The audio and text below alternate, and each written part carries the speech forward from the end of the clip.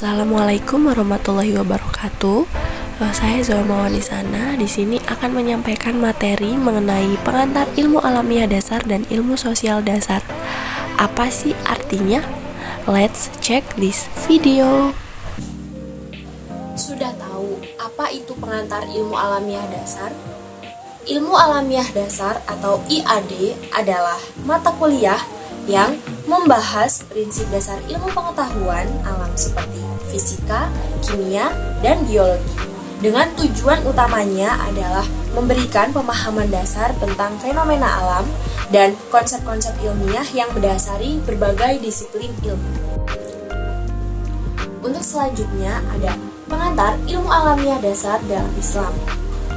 Pengantar ilmu alamiah dasar yang berkaitan dengan Islam mencakup pemahaman terhadap prinsip-prinsip ilmiah yang sesuai dengan ajaran Islam.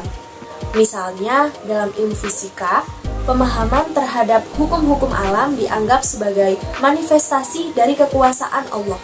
Sementara itu, ilmu biologi dapat dilihat sebagai penjelmaan dari kebijaksanaan Allah di dalam menciptakan kehidupan. Pengembangan teknologi dan ilmu pengetahuan alam kerangka ini dianjurkan selama tidak bertentangan dengan nilai-nilai agama dan etika Islam. Dalam Al-Quran terdapat banyak ayat yang menekankan pentingnya pengetahuan, pengamatan alam, dan refleksi atas ciptaan Allah. Beberapa contoh ayat yang berkaitan dengan ilmu pengetahuan dan alam antara lain, yang pertama, ayat tentang pengamatan alam. Ini terdapat pada Quran Surat Al-Mulk ayat 19 yang berbunyi, apakah mereka tidak memperhatikan burung yang di atas mereka, yang membentangkan dan mengatupkan sayapnya. Dengan ayat-ayat seperti ini, Islam mendorong umatnya untuk merenung, memahami, dan mengembangkan ilmu pengetahuan sebagai bentuk pengabdian kepada Allah. Ilmu pengetahuan dipandang sebagai sarana untuk mendekatkan diri kepadanya dan untuk kebaikan umat manusia. Selanjutnya, apakah sudah tahu apa itu pengantar ilmu sosial dasar?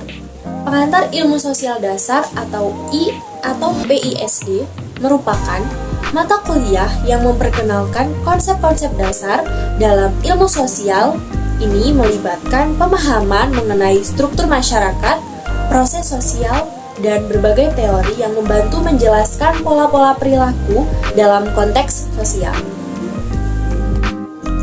Pengantar ilmu sosial yang berkaitan dengan Islam melibatkan pemahaman terhadap prinsip-prinsip sosial, ekonomi, politik, dan budaya yang sesuai dengan ajaran Islam.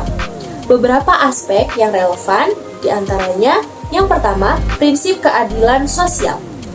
Islam menekankan keadilan sosial dalam semua aspek kehidupan. Yang kedua, ada sistem ekonomi Islam. Konsep ekonomi Islam mencakup prinsip-prinsip seperti zakat atau sumbangan wajib, hukum riba, dan perdagangan yang adil. Ketiga, ada pemerintahan dan politik.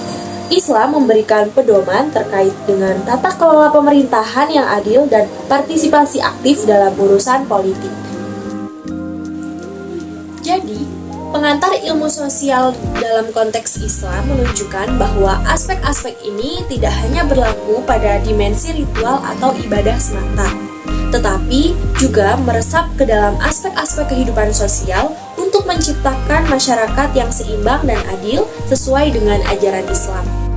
Dalam Al-Quran, terdapat ayat yang menekankan tentang konsep-konsep yang telah disebutkan di atas, diantaranya yang pertama, prinsip keadilan sosial yang terdapat pada Quran Surat An-Nisa ayat 135 yang berbunyi, hai orang-orang yang beriman, hendaklah kamu menjadi pribadi yang selalu menegakkan keadilan, menjadi saksi karena Allah, sekalipun terhadap dirimu sendiri atau ibu, bapak, dan kaum kerabatmu. Yang kedua, sistem ekonomi Islami terdapat pada Quran Surat Ad-Dariyat ayat 19-20 yang berbunyi, dan mereka atau orang-orang yang memberikan zakat dan harta mereka ada hak tertentu untuk orang yang meminta ataupun orang yang tidak meminta. Yang ketiga, pemerintahan dan politik terdapat pada Quran Surat Al-Imran ayat 104 yang berbunyi, dan hendaklah ada di antara kamu segolongan umat yang menyeru kepada kebajikan, menyuruh kepada yang ma'ruf dan mencegah dari yang mungkar, merekalah orang-orang yang beruntung.